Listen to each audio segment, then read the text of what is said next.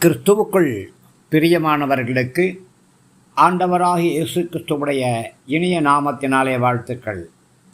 இந்த நாளின் காலை நேர தியானமாக நாம் தியானிக்கிற வசனம், உங்களை தொடுகிறவன் அவருடைய கண்மணியை தொடுகிறான். பிரியமானவர்களே, நீங்கள் கர்த்தருக்கு விசேஷமானவர்கள். நீங்களே கர்த்தருடைய மகிமையாக இருக்கிறீர்கள் என்று வேதம் சொல்லுகிறது. முதலாவது, ஆண்டவராகிய கர்த்தர் உங்களுக்கு மகிமையை உண்டு பண்ணுகிறார். என்ற மகிமை இயேசு கிறிஸ்துவின் மூலியமாக உங்களுக்கு உண்டாகிறது.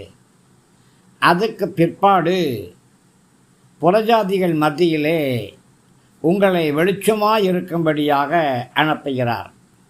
முதலாவது, நீங்கள் ரட்சிக்கப்பட வேண்டும். பிற்பாடு உலகத்தில் வந்து எந்த மனுஷனையும் பிரகாசிப்பிக்கிற மெய்யான ஒளியானவர் உங்களை பிரகாசிக்க பண்ணுவார்.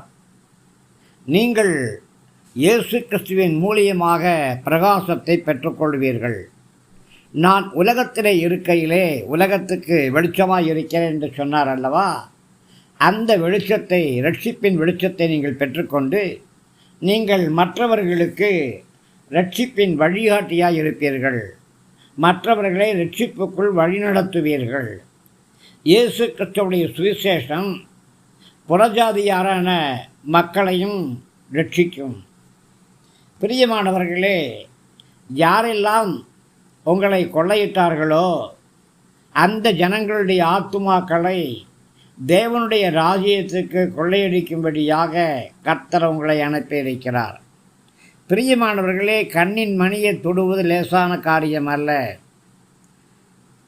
உங்களுடைய கண்ணின் மணியை தொடுவதற்கு நீங்கள் முயற்சி பண்ணீங்கன்னா உங்களுடைய கண்கள் முதலாவது மூடி அதை பாதுகாத்து கொள்ளும்.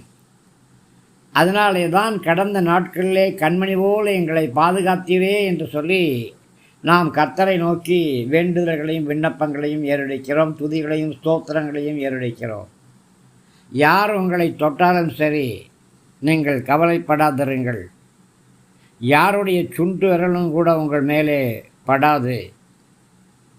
யாருடைய கை வல்லமையும் உங்களை ஒன்றும் பண்ணாது. உங்களை தொடுகிறவன் கர்த்தருடைய கண்மணியை தொடுகிறான். அவன் ரட்சிக்கப்பட்டே ஆக வேண்டும், வேறு வழியே கிடையாது. யாரெல்லாம் உங்களை தொடும்படி நினைக்கிறார்களோ அவர்களுக்காக ஜெபியுங்கள். ரட்சிப்பின் வெளிச்சத்தை அவர்களுக்கு